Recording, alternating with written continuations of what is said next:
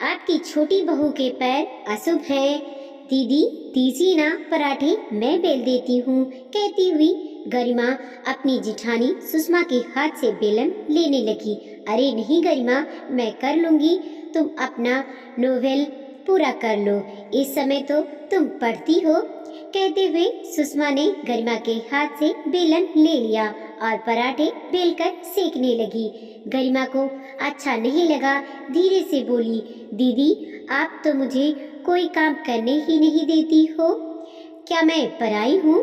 मेरा भी दिल करता है कि आप सबके साथ हंसूं, बोलूं, आपका हाथ बटाऊं, लेकिन आप तो नहीं रे, तू तो हम सबको बहुत प्यारी है। देखती नहीं पापा जी सबसे तेरी प्रशंसा करते नहीं थकते। सुषमा ने मुस्कुराते हुए उसके गाल पर हल्की सी चंपत लगा दी।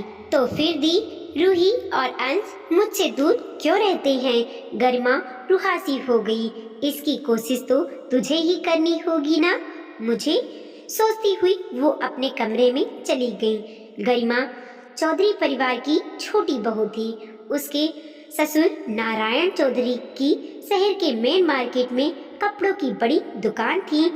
लगन और त्योहारों के अवसरों पर तो उनकी दुकान के बाहर ग्राहकों की लंबी लाइन लगी रहती थी। पत्नी सावित्री सुघड़ गृहिणी थी। अपनी तपस्या से उन्होंने अपने घर को संवारा और 3 बच्चों को पढ़ा लिखा कर एक अच्छा इंसान भी बनाया। बड़ा बेटा सुमेश ग्रेजुएशन करके पिता के कारोबार में हाथ बटाने लगा और छोटा गौरव दिल्ली के इंजीनियरिंग कॉलेज से इंजीनियर बनकर आया तो उसने अपने शहर में ही नौकरी करना पसंद किया। उसका मानना था कि अपनों के साथ रोटी खाने में ही सुख है। सुमेश की शादी सावित्री जी ने अपने मायके से संबंधित परिवार में कर दी थी। बहू सुषमा उनकी उम्मीदों पर पूरी तरह से खरी उतरी थी। पोती रूही को हाथ पकड़कर चलाना ही सिखा पाई थी कि भगवान के घर से उनका बुलावा आ गया। नारायण चौधरी के लिए पत्नी के बिना जीवन काटना बहुत मुश्किल लगने लगा था, लेकिन सिर पर जवान बेटी सुगंधा बैठी थी। उसी समय से सुषमा बहू पत्नी के साथ साथ देवर ननद की भी मां बन गई थी। सुगंधा की शादी के बाद सुषमा ने ससुर जी से कहा कि अब गौरव की भी विवाह कर देनी चाहिए। लड़की उसी की तरह ही सुशील और शिक्षित होनी चाहिए। नारायण चौधरी ने अपने मित्रों के बीच गौरव की चर्चा की। तब उनके एक मित्र ने बताया कि हमारे परिचित महेंद्र जी, जो आयरन फैक्ट्री के मालिक हैं, आपके गौरव को बहुत पसंद करते हैं। आप कहें तो बात चलाएं। अगले दिन ही महेंद्र जी अपनी पत्नी के साथ नारायण चौधरी के घर पर आ गए। स्वागत सत्कार के बाद महेंद्र जी बोले कि हमारी 2 बेटियां हैं, एक अपने ससुराल में है और दूसरी गरिमा को आपके घर की बहू बनाना चाहते हैं। हमें तो आपका गौरव बहुत पसंद है। नारायण चौधरी बोले कि ये तो हमारे लिए बड़े सौभाग्य की बात होगी, लेकिन हमारा परिवार मध्यम वर्गीय है और आप लोग, रिश्ते पैसों से नहीं प्यार से बनते हैं। नारायण जी, हमें तो आपका परिवार पसंद है। आप भी एक दिन आकर हमारी बेटी से मिल लीजिए, महेंद्र जी की पत्नी बोली। सुमेश और सुषमा ने भी उनकी बात का समर्थन किया तो अब नारायण बाबू को ना कहने की कोई गुंजाइश ही ना थी। 2 दिन बाद नारायण बाबू भी सहपरिवार महेंद्र जी के घर पहुंच गए।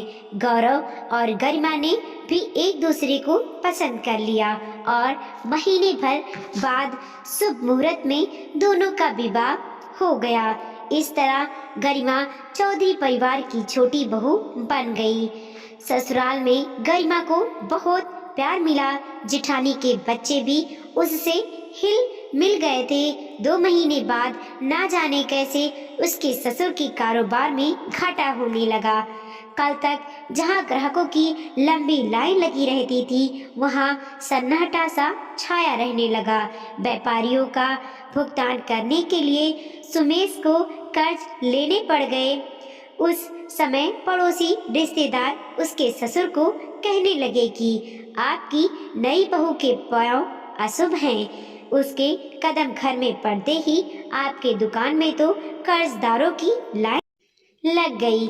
जवाब में चौधरी जी मुस्कुराए और बोले, जीवन में सुख दुख लाभ हानि तो लगी ही रहती है, बहू के आने से भला इसका क्या संबंध। घर में जब आर्थिक तंगी होने लगी तब सुषमा ने एक्स्ट्रा खर्चों में कटौती करनी शुरू कर दी।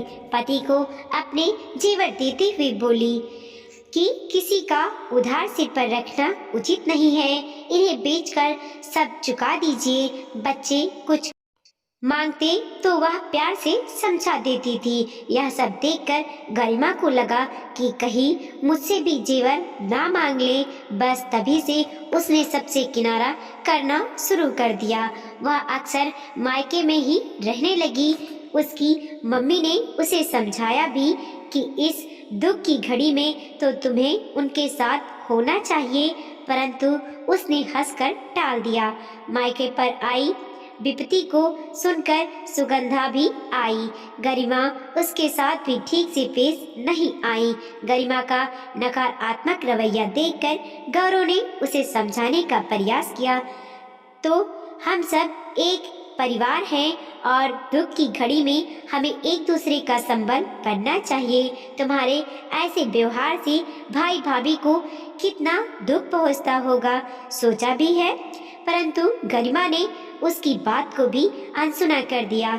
दुख की इस घड़ी का सामना नारायण चौधरी के परिवार ने एक साथ मिलकर किया और 6 महीने बीतते बीतते फिर से उनके दुकान पर रौनक होने लगी। ग्राहकों की भीड़ होने लगी और व्यापारों का कर्जा भी चुक गया। उनके परिवार के सदस्यों के चेहरे फिर से खिल उठे। अब गरिमा भी सभी के साथ मेल मिलाप करने लगी, लेकिन रूही और अंश उससे किनारा करने लगे। वह किचन में जाती तो सुषमा मुस्कुरा कर कहती, रहने दे छोटी, तू आराम कर। गौरव भी उससे खिंचे खिंचे से रहने लगे थे। उसने गौरव से पूछना भी चाहा, लेकिन वह कतरा कर ऑफिस चला जाता। एक दिन जब गरिमा मायके गई तो बेटी का उदास चेहरा देखकर उसकी मम्मी पूछ बैठी। तब उसने रोते रोते बताया कि घर में कोई उससे बात तक नहीं करता और तब मम्मी ने उसे समझाया कि खुशियों का पैसे से कोई संबंध नहीं होता है। अपनों का साथ और प्यार से मिले तो हर दुख सुख में बदल जाता है। वो देख कमली को कैसे अपनी ननद को दिलासा दे रही है, और तूने क्या किया, अपने ससुराल वालों को विपत्ति की घड़ी में अकेला छोड़ दिया। भौतिक वस्तुओं तो क्षण भर का सुख देकर फिर दुख का कारण बन जाती है। देख बेटी, सच्चा सुख तो अपनों का साथ निभाने से ही मिलता है। गरिमा ने देखा कि कमली फोन पर बोल रही थी। जीजी, आप चिंता तो न को करो, मुनिया अपने मामा की इकलौती भांजी। तमे भाई ने सब इंतजाम कर लिए हो। अब हम भी मैडम जी, उससे अब सुना नहीं गया। अपनी माँ के गले लगकर फूट फूट कर रोते हुए कहने लगी, मैंने खुद अपनी खुशियों में आग लगाई है। बेटी की आंखों से आंसू पोंछते हुए माँ बोली, सुख दुख तो अपने हाथ में ही होता है बेटी, एक बार तो उनके जैसा उदार बनके तो देख। अपनों की तरफ अपनी बाहें तो फैला, तुझे सुख की अनुभूति होने लगेगी। अपनी माँ की बातों को गांठ बांधकर गरिमा जब अपने ससुराल आई तो जेठानी का हाथ बटाना चाहा और उसने अपना दुख साझा किया। जवाब ने सुषमा ने उससे कहा कि पहल तो तुम्हें ही करनी है। अब वह सोचने लगी कि पहल मुझे, मम्मी कहती हैं अपने हाथ में, लेकिन कैसे। तभी उसे कुछ याद आया तो उसके ओठों पर मुस्कुराहट खेल गई। फिर तो वह अपने अभियान में जुट गई। उसने अपने पर्स से 2 डेयरी मिल्क निकाले और बच्चों के कमरे में गई। चाची को देखकर दोनों मुस्कुराए, फिर कुछ याद आते ही नजरें झुका ली और अपने अपने पाठ याद करने लगे। अंश एक कविता याद कर रहा था। गरिमा उसके साथ साथ बोलने लगी, बच्चे हैं ना, कब तक अपने चाची से रूठे रहते। चॉकलेट देखकर अपने चाची से लिपट गए। तब उसे लगा जैसे धरती पर ही उसे स्वर्ग सा सुख मिल गया हो। अगले दिन से तो रूही कहने लगी, चाची मेरे लिए रिबन सैंडविच बनाइए, और अंश कहता मेरे लिए पनीर पोहा। गरिमा किचन में नाश्ता तैयार करती और सुषमा उसे प्यार से निहारती। घर का खुशनुमा माहौल देखकर नारायण बाबू तो खुशी से फूले नहीं समा रहे थे। जैसे एक लंबी काली गहन दुखों वाली रात के बाद उनके घर में सुख के सवेरे का आगमन हुआ हो। एक दिन सुगंधा आई हुई थी। उसने गरिमा से कहा कि भाभी पालक कढ़ी बनाइए ना, पापा को बहुत पसंद है। वह बेसन घोल रही थी कि तभी उसके मायके से फोन आ गया। उसके हाथ में तो बेसन से सने हुए थे।